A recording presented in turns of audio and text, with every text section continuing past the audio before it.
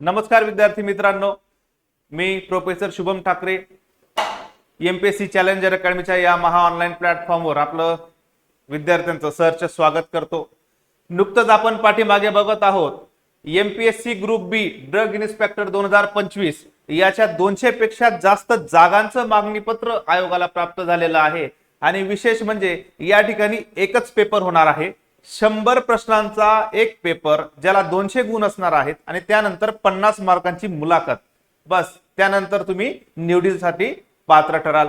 यासाठी सर्वप्रथम तुम्हाला प्ले स्टोर वर जाऊन जीएस बाय उत्तम गोरे हे ऍप डाउनलोड करावं लागणार आहे आणि आपल्या ह्या लेक्चरच्या डिस्क्रिप्शन बॉक्स मध्ये त्याची लिंक असणार आहे, बरोबर। चला तर मग बघूया आपल्या या बॅचची वैशिष्ट्ये काय असणार आहेत। ग्रुप बी वर्ग 2 ची ही एमपीएससी ड्रग इन्स्पेक्टरची ही परीक्षा असणार आहे।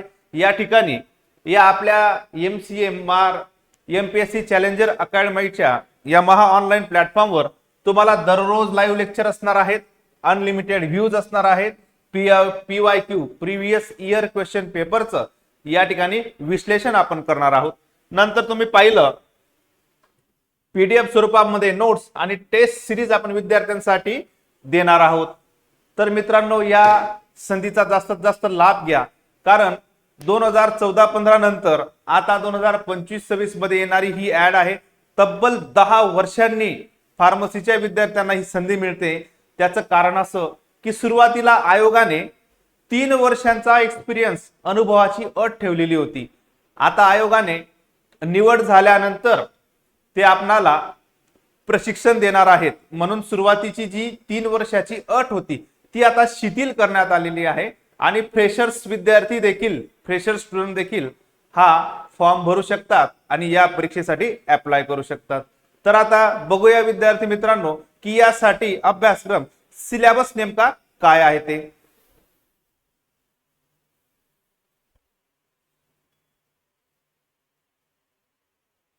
आपण जसं बघितलं विद्यार्थी मित्रांनो, तर पहा, औषध निरीक्षक अन्न औषध प्रशासन गट ब वैद्यकीय शिक्षण व औषधी द्रव्य विभागातर्फे ही जाहिरात येणार आहे।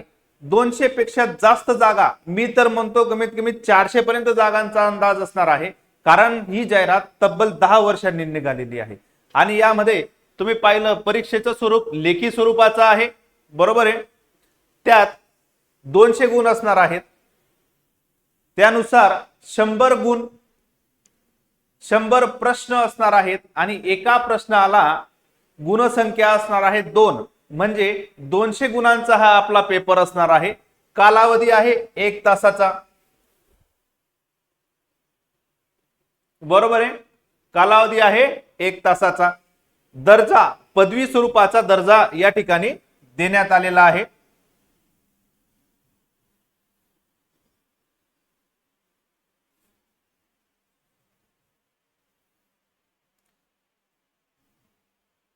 याची काठिण्य पातळी जी आहे ती पदवी स्वरूपाची असणार आहे।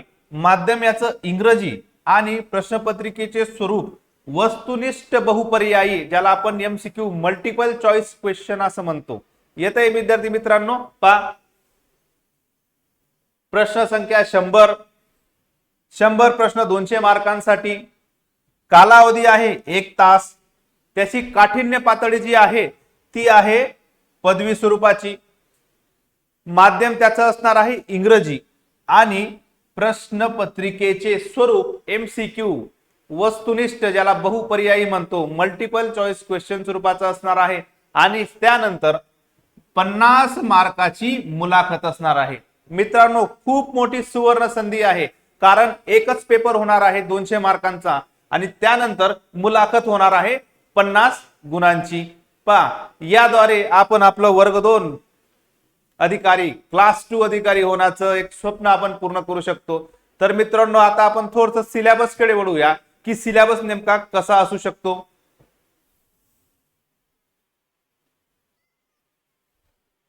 मित्रांनो, सिलेबस कडे वळताना सर्वही सिलेबस आपला अतिशय डोळ्याखालून गेलेला आहे, निदान यावर आपण काहीतरी अभ्यास तरी केलेला आहे, अशा पद्धतीचा हा सिलेबस आहे। तर बघा, फिजिओलॉजी मध्ये पाहिलं composition and function of blood elements, बरोबर आहे. रक्त आणि रक्त घटक कोणते? कोॲग्युलेशन ऑफ ब्लड, रक्त गोठण प्रक्रिया ज्याला आपण म्हणतो त्याचा अभ्यास. नंतर आहे ब्लड ग्रुप्स, वेगवेगळे ब्लड ग्रुपचा अभ्यास. Blood components and manufacturing, whole human blood IP आणि ब्लड बँक. पा जो टॉपिक आपण फार्मसीला शिकलो आहोत तोच टॉपिक या ठिकाणी आपल्याला अभ्यासायचा आहे. नंतर पहा फार्मॅकोलॉजी. फार्मॅकोलॉजी मध्ये आहे factors modifying drug action, factors affecting coagulation, anti hypertensive agents, anti pyretic, analgesic, antitussives, sedatives and hypnotics, opioids and NSAIDs, local anaesthetics, chemotherapeutic agents including anti cancer agents. बघा जवळपास फार्मॅकोलॉजी मध्ये असणारे सर्वच classification आणि functions या ठिकाणी दिलेले आहेत. म्हणजे वेगळा असा खूप वेगळा अभ्यास करायची गरज नाही आणि याचा सगळं अभ्यास साहित्य तुम्हाला या MPSC चॅलेंजर अकॅडमीच्या या महा ऑनलाईन प्लॅटफॉर्मवर मिळणार आहे. बरोबर. हे पहा anti fungal drugs, anti diabetic, contraceptive drugs, hormones, drug acting on uterus, जवळपास सर्वही प्रकारचे सगळ्याच प्रकारचे फार्मकोलॉजी मध्ये आपण क्लासिफिकेशन पाहतो हे सर्वही क्लासिफिकेशन, फंक्शन्स, त्याचे थेराप्युटिक इफेक्ट्स, साइड इफेक्ट्स सर्वांचा अभ्यास या ठिकाणी आपल्याला करावा लागणार आहे. आणि एक छोटासा टॉपिक जो आपण म्हणतो पॅथोफिजिओलॉजी. बरोबर आहे. त्यामध्ये पाहिलं आपण STD, sexually transmitted disease, AIDS, त्यानंतर आहे हायपर सेन्सिटिव्हिटी आणि HBsAg. याद्वारे आपल्याला हिपॅटायटिस वगैरे इतर आजारांचा देखील या ठिकाणी आपल्याला अभ्यास करावा लागणार आहे. नंतर आपण पाहिलं टॉक्झिकोलॉजी. याच्यामध्ये टॉक्झिन्स म्हणजे काय, त्याचं क्लासिफिकेशन, चिलेटिंग एजंट्स म्हणजे काय, हेवी मेटल, पॉइझनिंग आणि अँटीडॉट्स याचा अभ्यास या ठिकाणी आपल्याला करावा लागणार आहे. सिलेबस हा एकदा का सेना आपल्या हाताखालून गेलेला आहे, डोळ्याखालून गेलेला आहे मित्रांनो. फक्त तो आता आपल्याला क्लासच्या माध्यमातून आपल्याला तो रिवाइज करावा लागणार आहे. नंतर बघा स्टरलायझेशन, मायक्रोबायोलॉजीचा भाग येतो मित्रांनो. बघा sterilization procedure, aseptic techniques, disinfection, pyrogen, LAL testing, त्यानंतर ऍसेज आहेत, अँटीबायोटिक्स आणि विटामिनचे ऍसेज. नंतर आहे biochemical and serological agents, virological techniques, BOD, drug resistance, microbial limit test वगैरे वगैरे. याचा अभ्यास या ठिकाणी आपल्याला करावा लागणार आहे मायक्रोबायोलॉजी मध्ये. नंतर आहे बायोकेमिस्ट्री. बायोकेमिस्ट्री यामध्ये आपण पाहिलं DNA, RNA, न्यूक्लिक ऍसिड, त्याचे कंपोनंट्स, नंतर enzymes, metabolism of protein, metabolism of carbohydrate, metabolism of lipids, यांमध्ये येणाऱ्या वेगवेगळ्या सायकल्स, मग ती क्रेब सायकल असेल, TCA सायकल असेल, ग्लायकोलिसिस असेल, ग्लायकोजेनेसिस असेल, HMP शंट पाथवे असेल, यांचा अभ्यास आपल्याला या ठिकाणी करावा लागणार आहे. नंतर आपण बघितलं रिकॉम्बिनंट DNA टेक्नॉलॉजी, त्याचे ऍप्लिकेशन. नंतर आहे वॅक्सिन्स अँड सेरा, याचा अभ्यास या ठिकाणी करावा लागणार आहे. ते त्याची डेफिनेशन काय, फंक्शन काय, त्याचं कंपोजिशन काय, या सगळ्या गोष्टींचा अभ्यास या ठिकाणी आपल्याला करावा लागणार आहे. नंतर आपण पाहिलं आयसोमर्स, हा केमिस्ट्रीचा टॉपिक, ज्याच्यामध्ये आयसोमर्स म्हणजे काय, टॉटोमर्स म्हणजे काय, fermentation, synthesis of antibiotics, diazo reaction आणि केमिस्ट्री ऑफ स्टिरॉल्स. स्टिरॉल्सची केमिस्ट्री आपल्याला अभ्यासावी लागणार आहे. नंतर एक तो सुटिक्स, फार्मास्युटिक्सचा पार्ट येतो. बरोबर आहे. तर या फार्मास्युटिक्सच्या पार्ट मध्ये डोसेज फॉर्म आहे, सस्टेन रिलीज डोसेज फॉर्म आहे, enteric coating, new drugs, parental drugs. बरोबर आहे. गुड मॅन्युफॅक्चरिंग प्रॅक्टिसेस जीएमपी ज्याला आपण म्हणतो. नंतर आहे गुड लॅबोरेटरी प्रॅक्टिसेस ज्याला जीएलपी आपण म्हणतो. नंतर आहे रूट्स ऑफ ऍडमिनिस्ट्रेशन, औषधी घेण्याचे मार्ग, वेगवेगळे मार्ग जे आहेत ज्याच्याने आपण औषध मेडिसिन कंझ्युम करत असतो, घेत असतो, त्याला आपण म्हणतो routes of administration. Preservative, suspending आणि इमोल्सिफाइंग एजंट्स.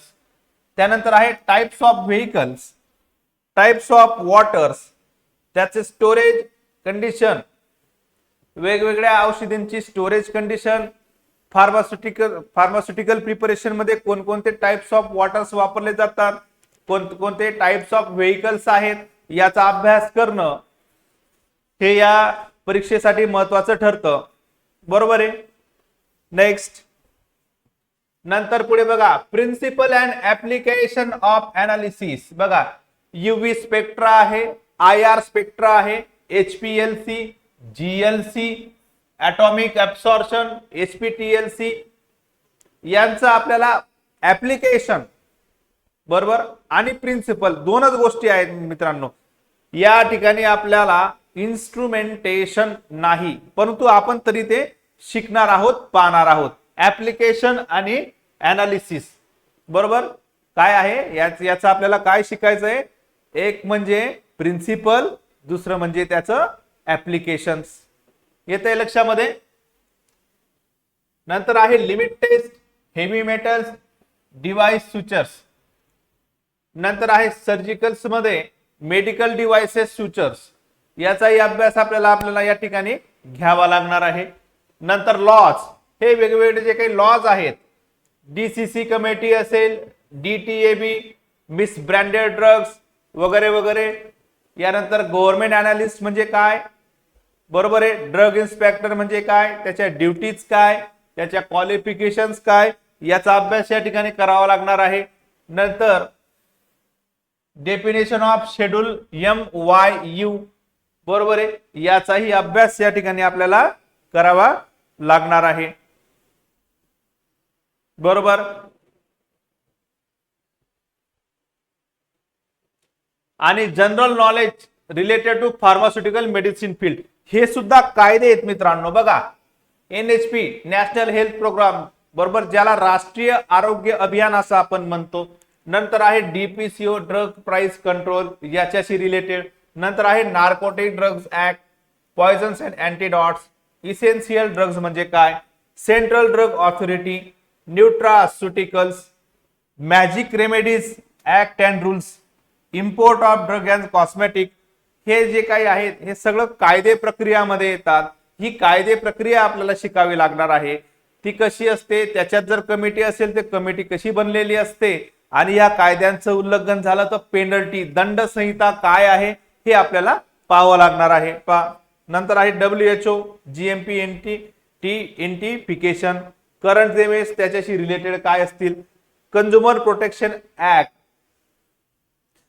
ग्राहक संरक्षण कायदा ज्याला आपण म्हणतो. नंतर आहे राईट टू इन्फॉर्मेशन ऍक्ट, ज्याला आपण माहितीचा अधिकार असं म्हणतो. या गोष्टी आपल्याला शिकाव्या लागणार आहेत. नंतर मग इंटेलिजंट टेस्ट, बरोबर आहे. त्यानंतर हे सगळेही टॉपिक्स या ठिकाणी आपण शिकणार आहोत. तर मित्रांनो आपण थोडेसे एक छोटे 2 टॉपिक्स मी घेतो आणि तुम्हाला लक्षामध्ये येईल की आपल्या क्लासची उपयुक्तता किती महत्वाची आहे ते.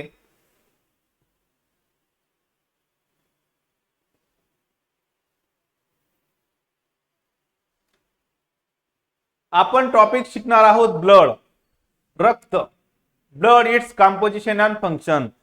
रक्त घटक म्हणजे काय आणि त्याची कार्ये काय असतात. तर बघा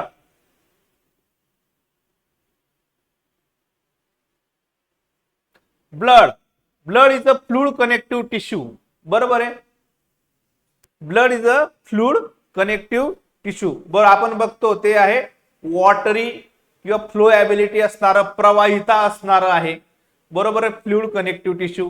त्याचं सगळ्यात महत्वाचं काम, blood is the fluid that transport oxygen and nutrient to cell and carries away carbon dioxide and other waste product. रक्ताचं महत्वाचं काम आहे सर्व अवयवांना ऑक्सिजन आणि पोषण तत्वाचा पुरवठा करणं, त्याचप्रमाणे कार्बन डायऑक्साईड आणि इतर वेस्ट प्रोडक्ट शरीराबाहेर टाकण्याच्या प्रक्रियेला मदत करणं, याला हे महत्वाचं कार्य आपण म्हणतो. हे महत्वाचं कार्य आहे रक्ताचं. बरोबर आहे मित्रांनो.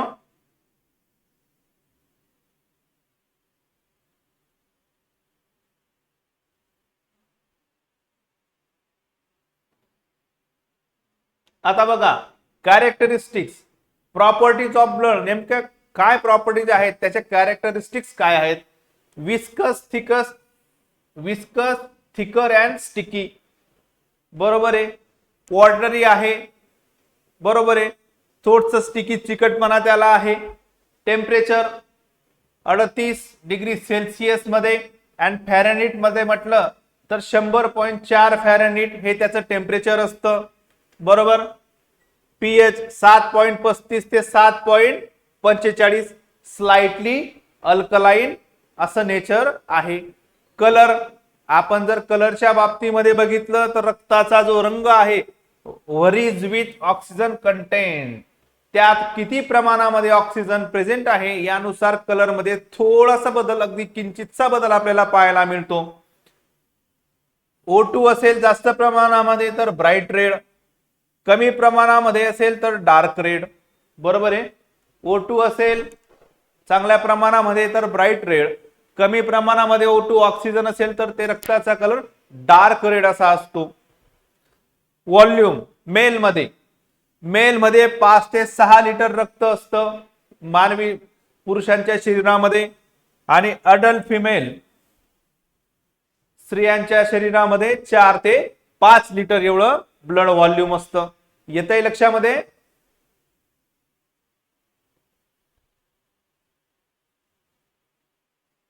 आता बघा, write the function of blood and briefly describe its composition.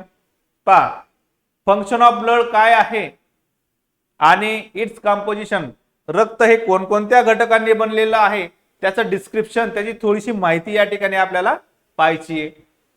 Blood transport oxygen from lungs to tissues, carbon dioxide from tissues to lung.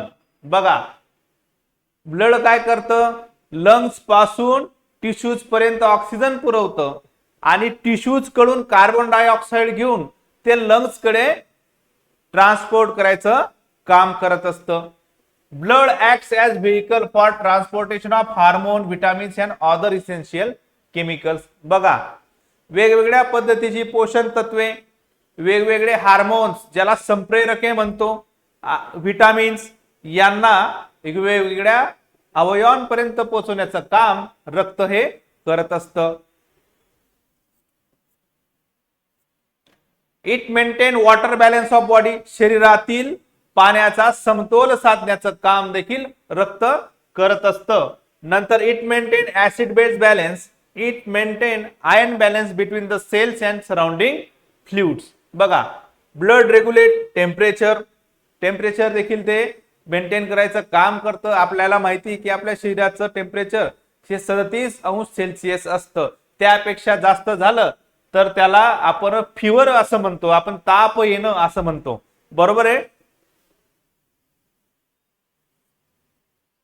Blood regulate the blood pressure by changing it's volume and viscosity.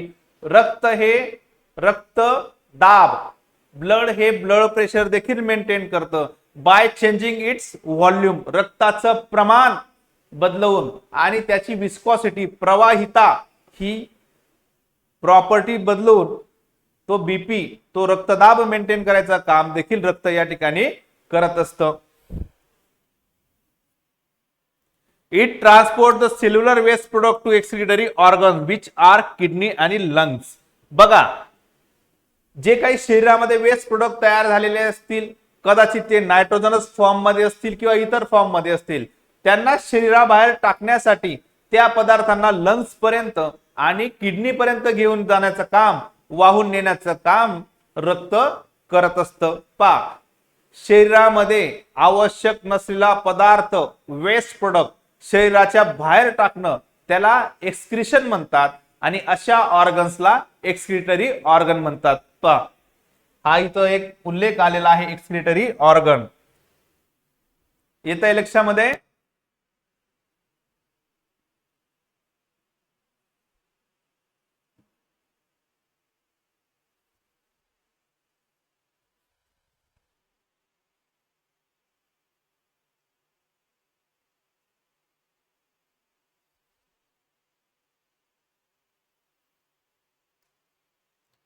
आता composition, blood composition, रक्त कसं बनलेलं आहे किंवा रक्त घटक म्हणजे काय ते आपण पाहणार आहोत. Plasma, watery fluid portion of blood. बरोबर आहे, रक्तामध्ये प्लाझ्मा असतो. येत आहे लक्षामध्ये. तो किती? कमीत कमी 55% असतो. नंतर असतात ब्लड सेल्स, ते आहेत 45% प्रेझेंट असतात.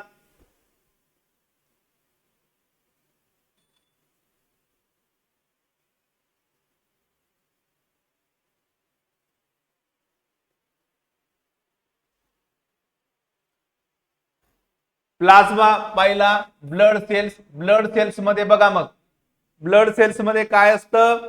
आरबीसी, ज्याला रेड ब्लड सेल्स असं म्हणतो, त्याला आपण इरिथ्रोसाइट्स असं देखील म्हणतो.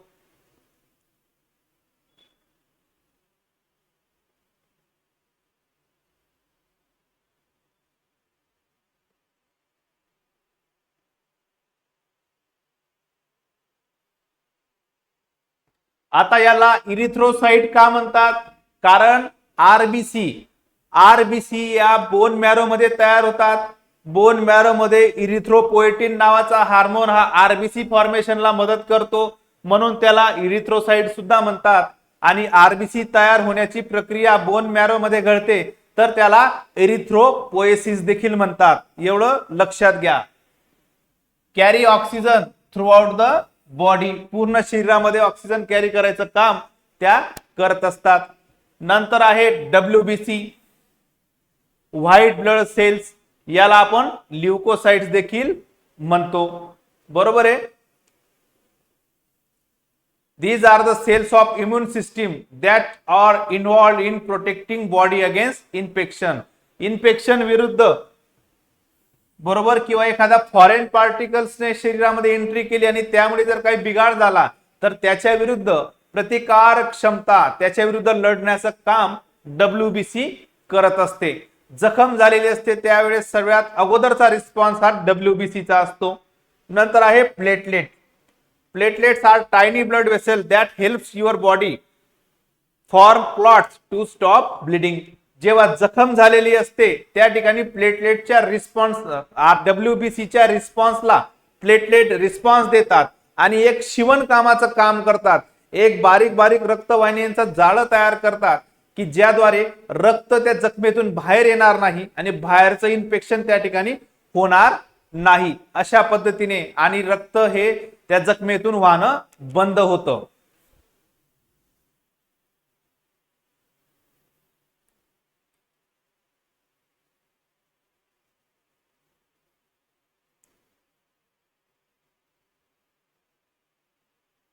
येतंय लक्षामध्ये.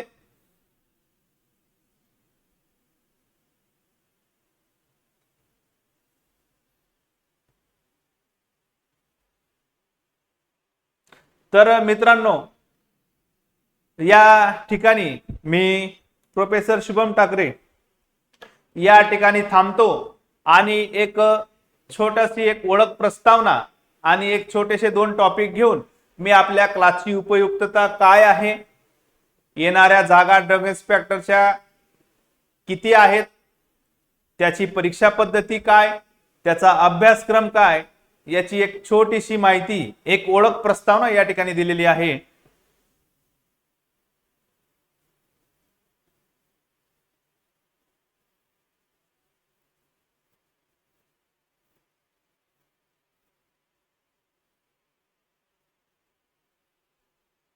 बरोबर आहे. एमपीएससी ग्रुप बी ड्रग इन्स्पेक्टर 2025. तर या ठिकाणी परत एकदा सांगतो मित्रांनो, एकच पेपर होणार आहे. 100 प्रश्नांचा तो पेपर असून एका प्रश्नाला 2 गुण, याप्रमाणे 200 गुणांसाठीची ही परीक्षा असणार आहे। त्याच्यासाठी वेळ आहे 1 तास, बरोबर। स्वरूप पदवीचं स्वरूप असून पेपर हा इंग्रजी माध्यमाचा असणार आहे, बरोबर। प्रश्नपत्रिकेचे स्वरूप हे बहुपर्यायी MCQ म्हणजे मल्टिपल चॉईस क्वेश्चनच्या स्वरूपामध्ये असणार आहेत आणि हा पेपर संपल्यानंतर 50 मार्कांची तुमची मुलाखत होणार आहे आणि त्यानंतर मात्र तुम्ही निवडीसाठी पात्र ठरणार आहात। तर मित्रांनो, MPSC चॅलेंजर अकॅडमी संभाजीनगरच्या या महा ऑनलाईन प्लॅटफॉर्मवरून मी सर्व विद्यार्थ्यांना आवाहन करतो की प्ले स्टोअर मध्ये जाऊन GS बाय उत्तम गोरे हे ऍप डाउनलोड करा। तसंच या आपल्या लेक्चरच्या लिंक मध्ये, या आपल्या लेक्चरच्या या डिस्क्रिप्शन बॉक्स मध्ये देखील ती लिंक असणार आहे, ती लिंक क्लिक करा म्हणजे तुम्हाला अधिकची माहिती या ठिकाणी मिळणार आहे। आपल्या जवळच्या मित्रमैत्रिणींना, आप्तेष्ट जेही लोक या ठिकाणी असतील त्यांना लवकरात लवकर या जाहिरातीची माहिती द्या। येतंय मित्रांनो, फ्रेशर्स देखील अप्लाय करू शकतात। पूर्वी 3 वर्षाचा एक्सपिरियन्स असेल तोच व्यक्ती हा फॉर्म भरू शकत होता, परंतु आता मात्र आयोगाने ही अट बाजूला केली, शिथिल केली। आता फ्रेशर्स देखील या परीक्षेला अप्लाय करू शकतात, फॉर्म भरू शकतात। तर मी या ठिकाणी माझी या क्लासची तसेच या जाहिरातीबाबतची ओळख प्रस्तावना थांबवतो। निरोप घेतो। धन्यवाद, धन्यवाद। जय हिंद।